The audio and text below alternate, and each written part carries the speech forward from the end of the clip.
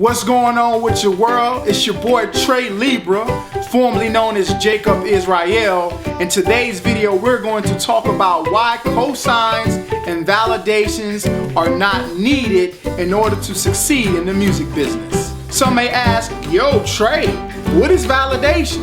What is a cosign?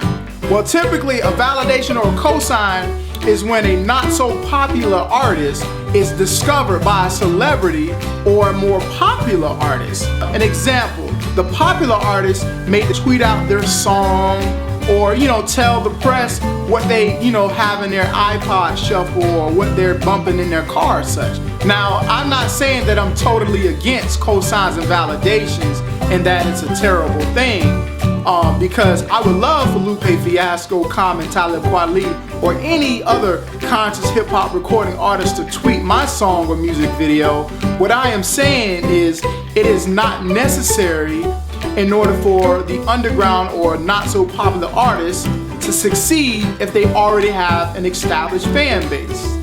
Which brings me to this point. The other day I was watching one of my favorite musicians' music video on YouTube, and when I was done with the video, I channeled into the comments below, and users were saying things like, why aren't you signed yet? I'll be glad when you get signed, or why aren't you up there with the rest? Why are you so underrated? You are the most underrated. When can you come to Tennessee? When can you come to Great Britain? After reading these comments, I immediately got these thoughts. How many of these people that are making these comments actually went out and bought the CD or bought the iTunes download or bought some merchandise from this artist or even showed up at a concert to get this artist to the next level?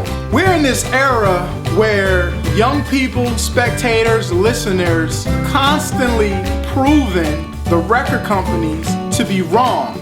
They go by this motto, if it ain't broke, then don't fix it. And then you have all these young artists that are coming up that are doing their thing, and they're putting out this raw music and this talent, and the other people that are tuned in, the spectators and the listeners, are seeing this. And it's typically not what a record company would usually put out. These young artists, these new up-and-coming artists are gaining fans and they're making a living for themselves. A lot of people are starting to buy what they actually enjoy and what they like versus what's force-fed to them. A lot of you may not know it, but cosigns and validations really aren't needed if the artists have you. Yeah, the listener, you, the watcher.